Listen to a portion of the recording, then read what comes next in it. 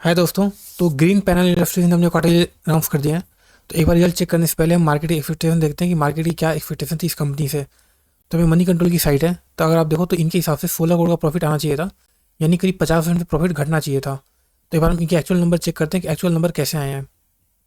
तो अगर हम यहाँ पे देखें तो इनका जो प्रॉफिट है वो मात्र 8.5 करोड़ का आया है, जो लास्ट ईयर 27 करोड़ का था। ठीक है, लास्ट ईयर में 27 करोड़ का प्रॉफिट किया था, जो इस साल घट के 8.5 करोड़ हुआ है। ठीक है, और यानी 68% से प्रॉफिट घटा है।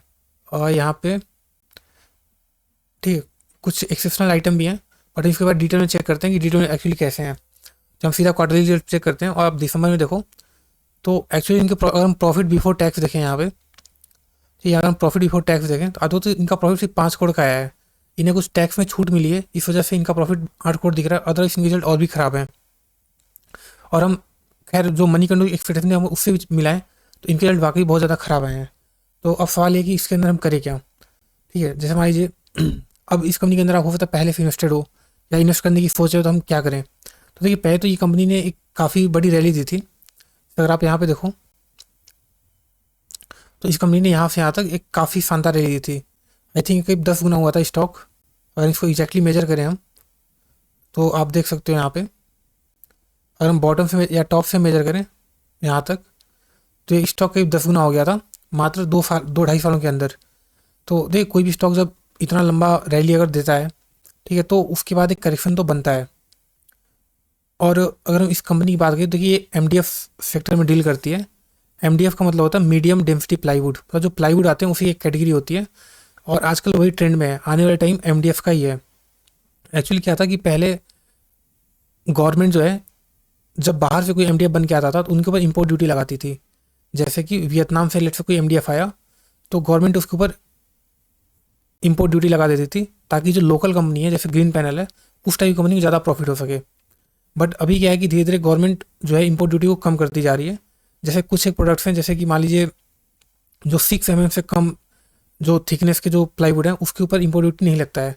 तो अभी इस कंपनी का जो एक्चुअल में चैलेंज आ रहा है वो ये है कि कंपटीशन का जो फॉरेन प्लेयर है, जो वियतनाम इंडोनेशिया फिलीपींस, इधर से जो प्लाईवुड आ रही है वो सस्ते हैं। ठीक है, तो इस कंपनी को अभी उनके साथ काफ़ी कॉम्पीट करना पड़ रहा है। जैसे अगर आप यहाँ पे देखो, इस कंपनी की सेल्स भी डाउन हुई है। अगर हम यहाँ पे क्वार्टरली चेक करें या हम प्रॉफिट लॉस देखते हैं तो आप देखो तो इस कंपनी की जो सेल्स है, ऐसा नहीं कि सिर्फ प्रॉफिट में कमी आई है, मतलब मार्जिन कम हो रहा है, ऐसा नहीं है, कंपनी की सेल्स भी डाउन हो रही है। जैसे अगर आप यहाँ पे देखो तो इस कंपनी का जो सेल्स था मार्च 2022 में यहाँ 1600 करोड़ का सेल्स था, जो लास्ट ईयर बढ़ के उसके बाद बढ़ के 1700 करोड़ हुआ। और अभी कंटिन्यूसली सेल्स डाउन जा रहे हैं। अभी ये कंपनी जो 2 साल पुरानी सेल्स थी उससे भी कम, ठीक, उससे भी कम सेल्स कर रही है। मतलब पिछले 2-3 सालों में कंपनी का ना ही इसका प्रॉफिट घटा बढ़ा है, ना ही इसका सेल्स बढ़ा है। सेल्स एंड प्रॉफिट दोनों डाउन है। अगर आप प्रॉफिट की नज़र डालो तो पहले इस कंपनी का प्रॉफिट यहाँ 233 करोड़ था, जो आज घट के केवल 73 करोड़ बचा है। तो ये कंपनी थी अभी के टाइम में थोड़ा सा आपको परेशान करेगी। ठीक है, ऐसा नहीं कंपनी खराब है, कंपनी ने पास्ट में अच्छा परफॉर्म किया है, इसका ग्रीन पैनल का ब्रांड प्रेजेंस काफ़ी अच्छा है, लोग इस कंपनी को जानते हैं। तो अभी देखिए दिक्कत क्या है, मेनली फॉरेन जो कंपटीशन है लोकल मार्केट के अंदर उसमें ज़्यादा दिक्कत आ रही है। अदरवाइज कंपनी में आप तो डेट कुछ थोड़ा सा डेट है ज़रूर, बट उसके कंपेरिजन में कंपनी का पैसा, अपना खुद का पैसा काफ़ी है डेट के कंपेरिजन में। और कंपनी एक्सपेंशन भी कर रही है। जैसे अगर आप देखो तो पहले कंपनी ने एक्सपेंशन नहीं किया था।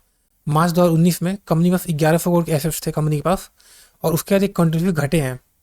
ठीक है, मार्च 2023 तक 992 करोड़ के ही कंपनी पर एसेट्स थे, मतलब कंपनी ने कुछ खास एक्सपेंशन नहीं किया है। लेकिन अगर अभी देखो आप तो 468 करोड़ की कंपनी एक्सपेंशन कर रही है।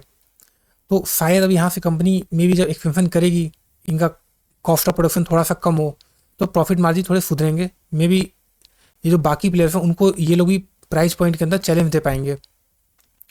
तो अगर अभी की हम बात करें तो ये कंपनी अभी के टाइम पे रिस्की कंपनी है। ठीक है, और अगर हम देखें हालांकि वैसे तो अगर हम इन्वेस्टर की बात करें तो डी ने थोड़ा सा ऐड किया है। ठीक है, अगर आप इधर देखो तो यहाँ पे 22% से बढ़ के आज 28% हो गया, मतलब डी इस कंपनी को खरीद रहे हैं और रिटेल इन्वेस्टर एग्जिट कर रहे हैं। पर देखिए हर बार डी के पास अपना खुद का पैसा नहीं होता, उनके पास कस्टमर का पैसा होता है। तो डी जो रहती हैं, अगर उन्हें किसी स्टॉक को बेचना होता है तो उनको वो ज़्यादा सोचती नहीं है। ठीक है, क्योंकि उन्हें बहुत पैसा पड़ा तो वो बेच के कोई और ले लेती हैं। तो जो ही नहीं कि अभी डी इसमें खरीद रही थी कंपनी अच्छा ही करेगी।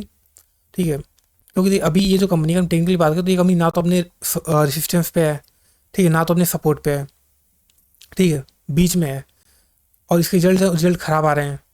तो मेरे हिसाब से तो अभी कंपनी को छोड़ देना चाहिए, मतलब अभी इसके अंदर नहीं खरीदना चाहिए, वेट करना चाहिए थोड़ा, कि अगर ये कंपनी आपको दोबारा मौका दे, अगर आप इसके अंदर इन्वेस्टेड हो, ठीक है, और ये कंपनी नीचे आए, ठीक है, लेट्स से 250 तक आए, मे बी 300 से 250 इस रेंज में आए, ठीक है, तो आप देख सकते हो। पर अगर अभी इस प्राइस पे खरीदना थोड़ा सा रिस्की वाला है, क्योंकि देखिए कंपनी की सेल्स भी घट रहे हैं, कंपनी के प्रॉफिट भी घट रहे हैं, और ऐसे नियर बाई में कोई से कुछ इंप्रूवमेंट नहीं दिख रही, क्यों इस कंपनी के सेल्स वापस बढ़ सकते हैं।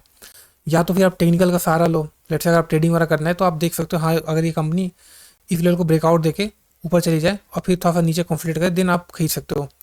अदरवाइज इस लेवल पे कंपनी को ना तो सेल करना है ना तो खरीदना है, ठीक है, क्योंकि बीच में है और कंपनी रिजल्ट्स एंड प्रॉफिट दोनों ही खराब आ रहे हैं।